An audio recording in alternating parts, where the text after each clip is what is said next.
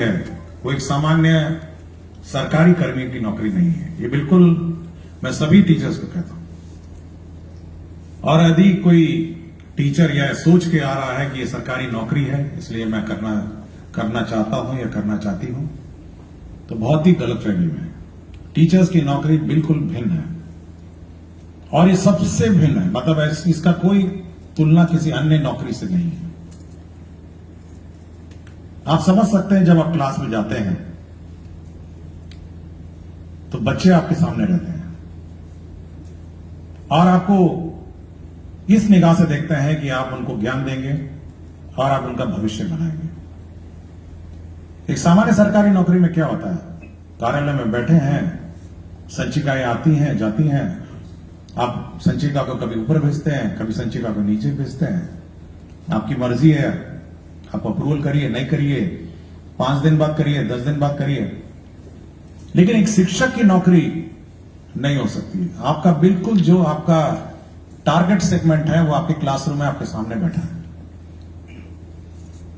और बिल्कुल टकटकी निगाहों से आपको दिखता है कि आप उसको शिक्षा देंगे और आप उसको ज्ञान देंगे। और ऐसे भी नहीं है कि आज आपने उसको ज्ञान नहीं दिया तो 1 महीने बाद उसको ज्ञान दे देंगे, या आप सोचेंगे कि चलिए बाद में देखा जाएगा, आज हम थोड़ा मूड खराब है या मेरा तबीयत ठीक नहीं है या बहुत कष्ट से हम नाव पे चढ़ के आए, पानी पार करके आए, या देखिए पूरा कपड़ा मेरा भीग गया। उस छात्र को उससे कोई लेना देना नहीं। ये कष्ट आप डीओ को बोल सकते हैं, एसीएस को बोल सकते हैं, लेकिन जो आपके सामने जो कक्षा में बैठा छात्र छात्रा है उसको आपके कष्ट से कोई लेना देना नहीं। आप बहुत दूर पोस्टेड हैं, देखिए मुझे कहां जंगल के ऊपर भेज दिया, अधौरा पहाड़ पे, देखिए कटोरिया वाका में मुझे 2 नदी पार करना है, खगड़िया में 3 नाव पार करना है। उस छात्र को कोई लेना देना नहीं है आपके कष्ट। उसको केवल शिक्षा चाहिए और वो शिक्षा ग्रहण करने आपके यहां आया है। उसके माता पिता का नजरिया देखिए, उनका माता पिता को भी आपके कष्ट से कोई लेना देना नहीं। वो आपके हवाले इस बच्चे को इसलिए भेजे हैं कि आप उसका भविष्य बनाएं,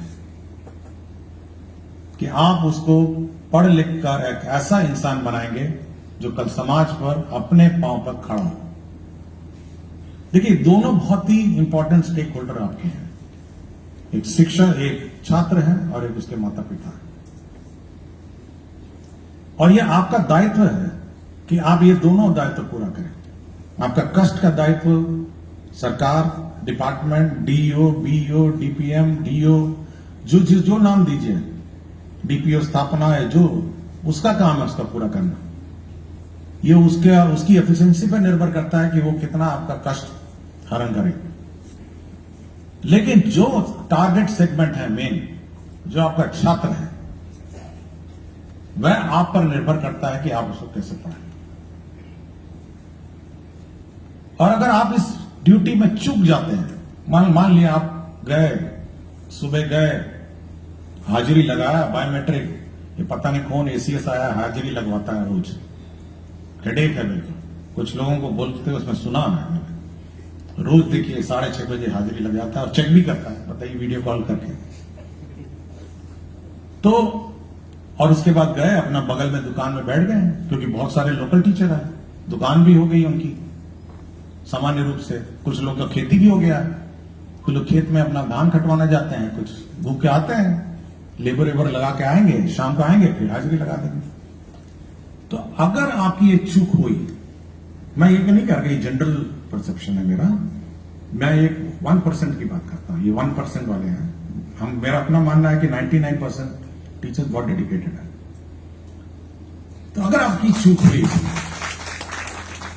तो आप समझ सकते हैं कि आपने कितना डैमेज किया।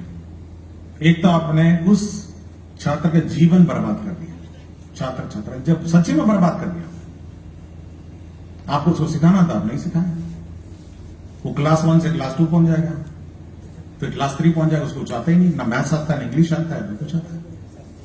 सरकार ने आपको वेतन समय पे दे दिया, सरकार ने हाजिरी भी लगा दी, सब सरकार ने सब कुछ आपको दे दिया, लेकिन उस नन्ही सी जान की जिंदगी आपने बर्बाद कर दी।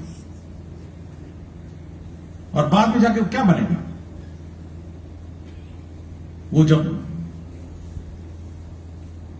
18, 19 साल, 20 साल होगा, सड़क पे बैठ जाएगा कि भाई हमको कुछ काम दे दीजिए, कुछ भी दे दीजिए, कुछ भी कर लेंगे। नहीं समझ में आ रहा है तो मुठ्ठी बांधेगा, ट्रेन में पकड़ेगा, बैठेगा, कहीं बम्बे दिल्ली चला जाएगा, जिसको हम प्लान बोलते हैं। तो भाई कहीं नौकरी मिल जाए, बर्तन धो, कुछ भी करूंगा मैं। इसकी पूर्ण रूप से जवाबदेही किसकी है बताइए? मतलब किसकी जवाबदेही है कि वो प्लान किया, उसको नौकरी नहीं हुआ, वो समाज में खड़ा नहीं हुआ अपने काम? क्या आप स्वास्थ्य विभाग को बोलेंगे? क्या पथ निर्माण विभाग को बोलेंगे? क्या बिजली विभाग को बोलेंगे? आप किस विभाग की जवाबदेही निर्धारित करेंगे इस घटनाक्रम में? ना सूरज घूम रहा था, मैं सोच रहा था कि आज क्या बात करना है उसको। इसकी पूर्ण रूप से जवाबदेही उस विद्यालय की और उस शिक्षक की। अगर वो चूकता है तो समाज में सब समस्याएं खड़ी हो जाएंगी। और ये अकेला विभाग है, मैं बता रहा हूं। कभी आपको लगता होगा कि शिक्षा विभाग क्या है, ये तो ऐसे ही था। इसकी इतनी जवाबदेही है कि दूसरे की जवाबदेही इतनी नहीं है।